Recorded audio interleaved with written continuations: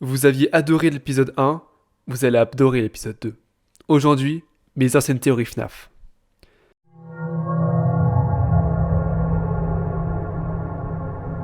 Alors aujourd'hui, on va s'attaquer à FNAF 1. Et il faut savoir que mes théories sur FNAF 1, elles datent de janvier 2020. Ça fait plus de 3 ans que j'ai écrit ces théories. Donc on va commencer, hein.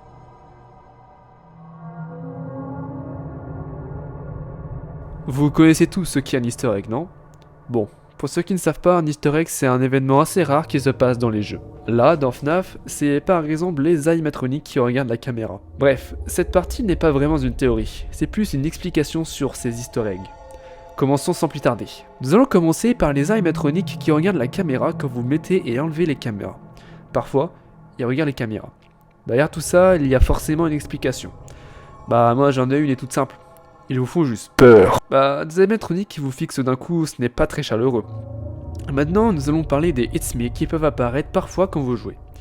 Soit vous avez la tête de Bonnie et de Freddy qui apparaissent devant vous avec marqué It's Me, soit vous avez un It's Me de marqué sur la pancarte de Foxy où il y a marqué de base Sorry out of order. Il y a aussi sur le mur de Chica du côté ouest, où parfois à la place des posters des animatroniques, nous pouvons voir marqué It's Me avec des pleurs de temps en temps. Il y a forcément une explication rationnelle ou surnaturelle à cette histoire.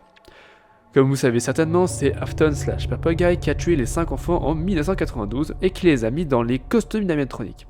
Pour la date 1992, je vous invite à regarder ma vidéo sur l'histoire de FNAF 1. J'y explique les dates. Mais pourquoi ces messages? Je pense que c'est parce que Papaguy est avec nous dans le restaurant. Bah ouais, pourquoi il y aurait marqué It's Me avec des têtes d'animatroniques qui veulent votre mort? D'ailleurs, votre mort, j'ai une théorie dessus. Forcément, le Guard Knight n'est pas que là pour sauver des caméras, mais aussi pour réparer les animatroniques s'ils sont cassés ou endommagés. Donc Papaguy enverrait des messages pour dire que c'est lui qui a tué les enfants, mais sans dire que c'est lui. Vous savez, vous saisissez un peu le message? Il est peut-être avec nous dans le restaurant, pensant que l'on va découvrir des cadavres d'enfants morts dans les costumes. Papaguy veut votre mort. C'est logique, car il ne veut pas que l'on découvre son secret sur le meurtre. Donc, il veut notre mort. Pour l'instant, je n'ai trouvé que cette explication rationnelle de la chose. Deuxième explication rationnelle ou surnaturelle, c'est vous qui voyez, c'est Puppet qui les manipule.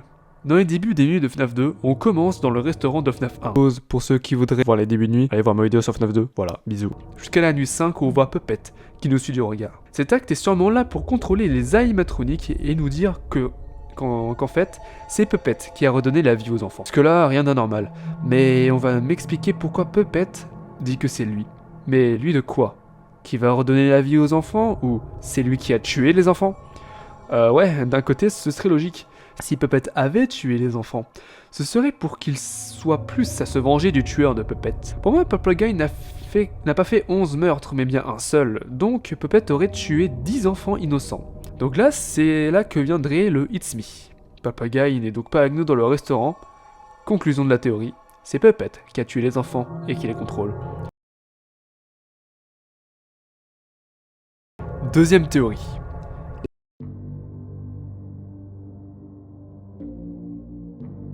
Dans cette théorie, nous allons parler des animatroniques qui nous tuent, ou qui essayent de vous tuer, et de la mort du Purple Guy. Pas du meurtre des enfants, mais bien de pourquoi Funguy est mort. Nous allons commencer par notre mort, des Game Over. Notre mort, quelle joie d'avoir au moins 20 fois un black screen avec marqué Game Over.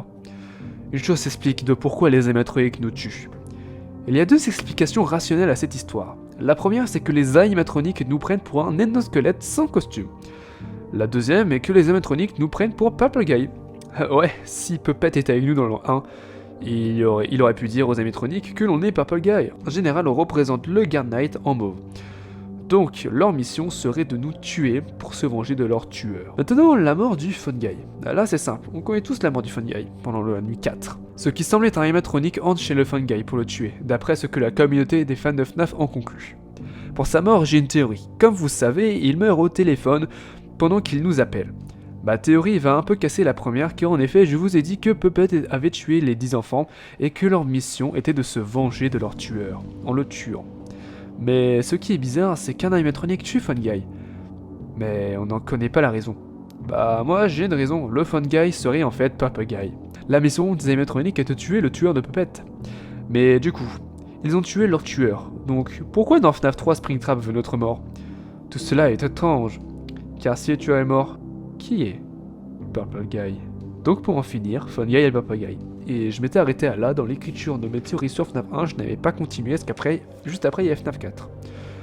Donc voilà, en vrai, les théories étaient intéressantes, elles sont pas totalement débiles. Je pense que quand j'avais cité la théorie du fait que Puppet serait avec nous dans FNAF 1, certains auraient forcément dû penser à Puppet FNAF FR qui avait fait une théorie il y a quelques années maintenant de cela, hein, qui disait que Puppet était avec nous dans le restaurant. J'avoue, il me semble que je m'étais un petit peu inspiré de cette théorie pour faire la mienne, sauf que moi je l'ai poussé pas juste du fait que pour éviter que Puppet ne se réveille, il faille faire beaucoup de bruit, par rapport au fait qu'on voit dans FNAF 2 que Puppet est présente dans le restaurant de FNAF 1, peut-être pas en même temps que nous, mais elle y est présente. Je dis pas qu'elle est forcément dans les cuisines, ça c'est peut-être juste un hasard, ça c'est seul Scott peut nous en donner la véritable raison. Mais c'est vrai que de se dire que Puppet peut redonner effectivement la vie aux enfants, ce serait logique aussi qu'il les ait tués. Parce que on rappelle juste que alors William Afton ne connaissait pas forcément trop le principe de Remnant, hein, quand même à l'époque en 92. Hein. Il découvre ça que pendant Sister Location, on le verra plus tard. Le principe de Remnant, il n'y a qu'une seule personne qui a pu l'expérimenter, et donc c'est l'âme qui hante Puppet. Donc Puppet aurait pu donc tuer les enfants, en les amenant dans une arrière-salle comme Purple Guy l'a fait, mais en fait je pense que dans le mini-jeu Give a Gift, c'est pas juste c'est Puppet qui est gentil qui redonne la vie aux enfants, je pense qu'il les a tués, mais que par conséquent, c'est un biais de cause à conséquence. La cause c'est Puppet qui les a tués, et la conséquence c'est ce qu'on voit dans FNAF 2, c'est Puppet qui redonne la vie aux enfants, pour se venger de leur tueur. C'est vrai que quand on réfléchit comme ça semble assez logique. Après je répète que ce ne sont que les théories d'un gamin de 14 ans qui les a écrites. En 2020, ça date un petit peu, depuis les choses ont évolué, on a appris plus de choses. Alors j'avoue, je ne sais pas si on a appris si oui ou non Puppet est avec nous dans le restaurant, et si oui ou non c'est Puppet qui a tué après les 10 autres enfants, et que Papagaï n'aurait fait en fait qu'un seul meurtre.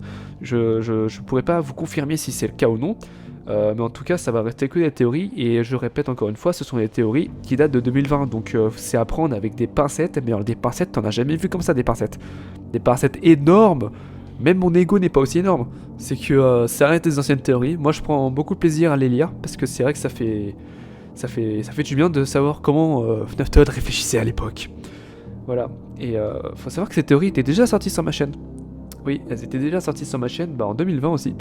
Ouais, je me rappelle encore des vidéos parce que je faisais le montage sur Windows Live Movie Maker. Ouais, le truc sur Windows 7. J'en suis pas forcément peu fier parce que c'était des montages que j'aimais assez bien. Et je me rappelle de la raison de la suppression de ces vidéos. En fait, je vous explique. Il y a une vidéo où la musique était beaucoup plus forte que l'audio. Et du coup, ça foirait toute la vidéo. Donc j'ai décidé de supprimer toutes les vidéos parce que jamais il en manque une. Et que les vidéos ont une suite logique et que je parle des autres vidéos dans les vidéos qui suivent. Bah voilà, ça me semblait plutôt logique de toutes les supprimer, quitte à les refaire, voilà, comme j'ai fait cet été et que je vais continuer à faire durant l'année 2023. Donc continuer mes vidéos sur l'histoire de FNAF, voilà. Moi je trouve ça plutôt plaisant de relire des vieilles théories comme ça, qui datent un peu. Donc n'hésitez pas à vous abonner, à partager la vidéo si celle-là vous a plu, à vous abonner si ce n'est pas déjà fait, à liker la vidéo. Nous on se retrouve dans une prochaine vidéo. Salut à toutes et à tous, c'était FNAFton.